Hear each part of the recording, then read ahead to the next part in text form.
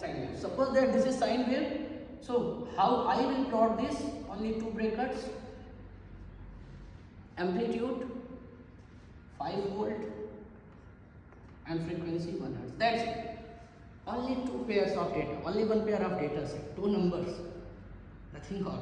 Okay. So for me, it's wastage of time. Okay.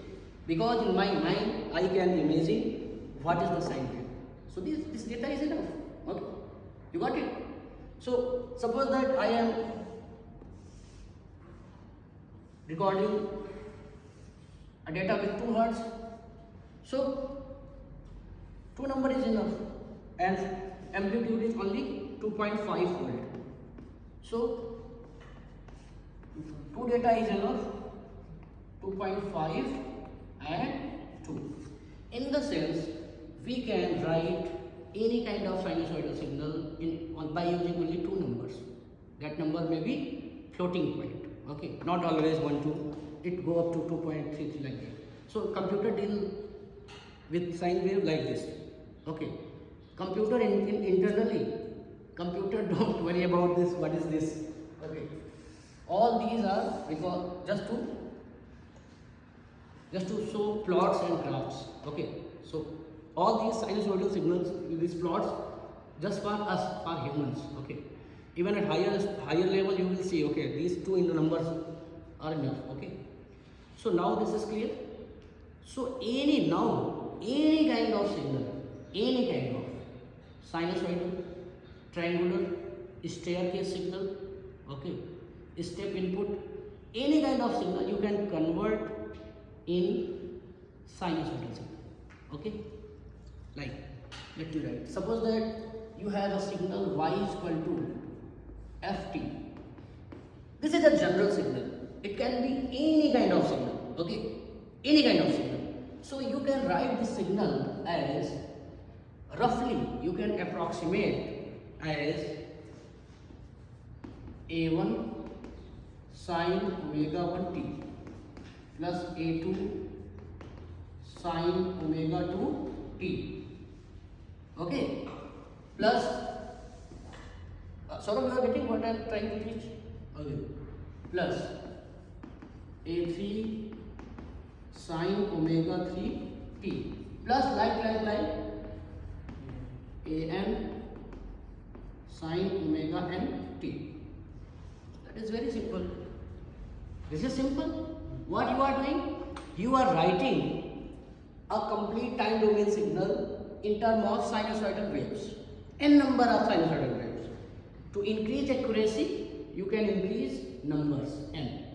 So mathematically, you write in summation sign I is equal to g 1 to n and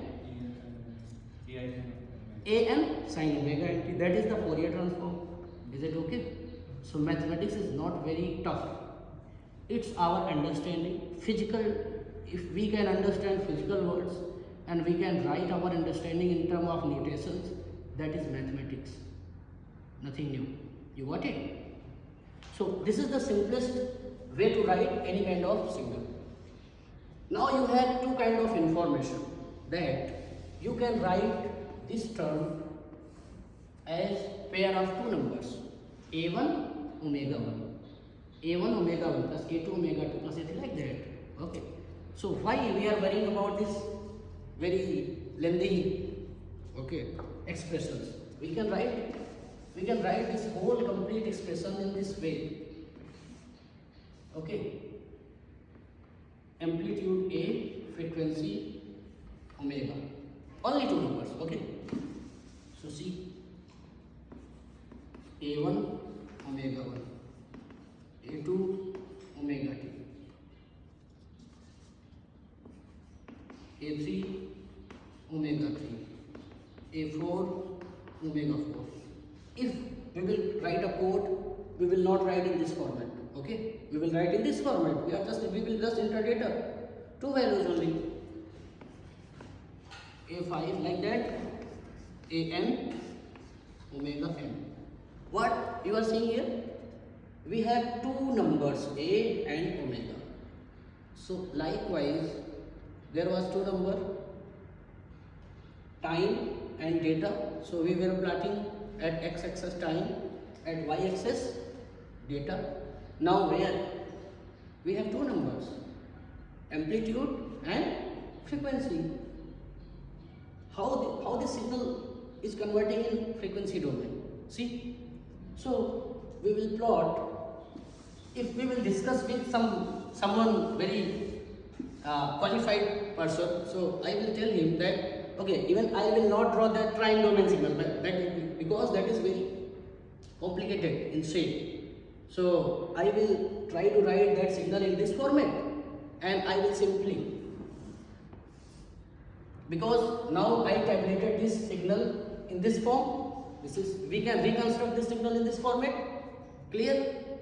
And this is the simplest way to show any kind of data set. So now if anyhow we can demonstrate this y and amplitude at x and y axis, that is called FFT, fast Fourier transform. Now we are converting same data, time domain data, in frequency domain data. So now we have to plot only like one. Suppose that this one is omega 1, this one is omega 2, but amplitude is low. You are getting my point? Yes, sir. What's happening? And it may also happen that for a higher frequency amplitude is also high. Now you are getting. So it's clear now what is the FFT? It should be very clear. Saurabh, what's about you? Clear, sir. Okay. So now you know what is the sampling frequency. Now you what is the bit accuracy of system. Now you know very well what is the FFT. Okay. So just by recording that data in time domain, when by just doing FFT, we can tell that natural frequency of oscillation is this much. Because what we are doing in our experiment, what we will do? We will plot our data. First we will record data in this domain. I will show this data also. Then I will convert that data in this domain. Okay, there is already ready-made code. You can read many text by using internet, or in your books you can read many texts related to FFT. Okay, that is not big issue. Everyone knows that. But what is the exactly FFT in real life? This is the FFT. Okay. So I will construct that data, that time domain data, in this frequency domain. Okay. Then you can guess that this is the major frequency at which my system is oscillating. Clear? Simple. So class is over. Now we will record that data, we will convert that data in frequency domain, and we will see that what is our natural frequency of experimental data, and also we will verify that data with the theoretical result. Theory is most important, because by theoretical results we can validate our instruments, we can calibrate our instruments. How we can calibrate our instruments? Just by simple experiment. If theoretically you have very good results, if theoretically you have very good model of anything, and you can validate same thing with some calibrated instruments, then you can validate your theory. And if you want to validate something, in the sense you want to calibrate something, then you can validate that instrument with your theoretical results. So our instruments are calibrated, okay, and they are very accurate, so we can validate our theoretical model with this experimental data. Any questions? Saurabh, even for you also. No, Any sir, all questions? good, all good. Okay. Thank you guys for listening me very